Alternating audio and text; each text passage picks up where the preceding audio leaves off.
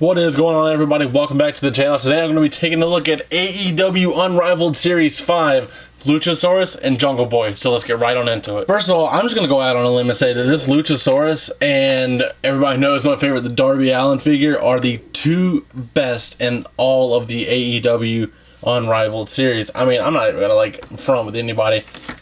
I don't see any two beating these, but we'll get into that later. Let's take a look at Jungle Boy first, and then we'll get right on into Luchasaurus, that I'm very, very excited to talk about. So you see with Jungle Boy here, it's a pretty good head sculpt. I'm not going to lie, it looks good. He comes with these splayed out hands out of package.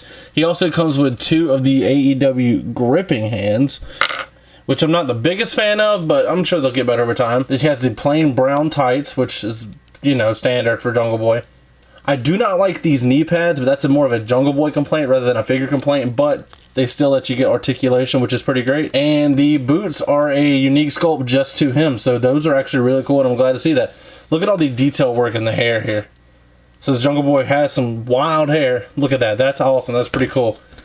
And it appears that this figure uses the Darby Allin and the Orange Cassidy torso mold. I think that was a pretty smart choice because Jungle Boy he's 6 feet tall, so he's not as small as he looks compared to Luchasaurus, but he is on the skinnier side, so I think it honestly works out pretty good.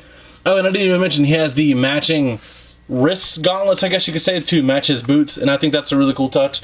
Very standard gear. Nothing really too much to talk about, but the figure is great. The articulation felt great in hand, on par with the Sammy Guevara. We all know how good the articulation on that figure is. My only complaint is that these attires are from two different episodes of Dynamite, which it would have made more sense since they're a tag team to have, I guess, the same, not the same attire, but like attires from the same event. But we'll get into that. Up next, we have Luchasaurus. And now, do I really even need to say anything? Look at this. Oh god.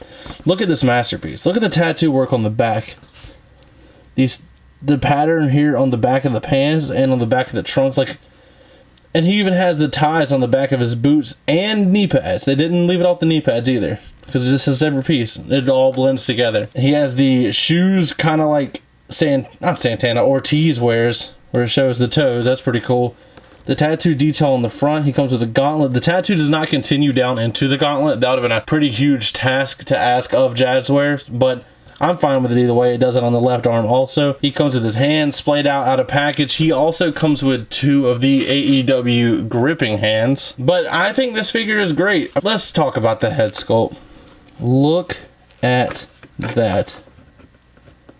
Look how insane that is. And it even looks like a guy wearing a mask. Holy crap.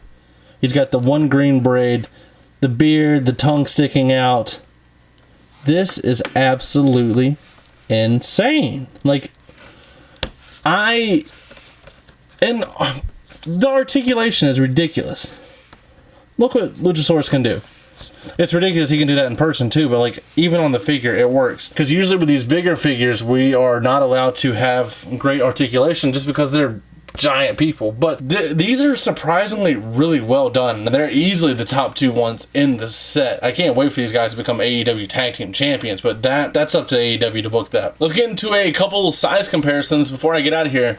And also for the rest of the week, we will be reviewing the rest of AEW Series 5, so definitely stay tuned for that, because I'm really excited to get into those, especially that Hangman Adam Page. That Hangman Adam Page is probably going to be my third favorite from the wave. And yes, it does appear that Jungle Boy uses the same torso as Darby Allin, so I'm fine with that. I'm not going to complain, but I think these all scale really well together. Now, it may look like Luchasaurus and Matt Hardy are close in height, but you have to keep in mind, Luchasaurus isn't as tall as he appears to be on TV. So I think it's like 6'4", 6'5", and Jungle Boy is 6 feet tall, so these guys are all kind of close to each other. Darby Allin's the one that doesn't really scale well, because I think he's even shorter than that, I'm not mistaken.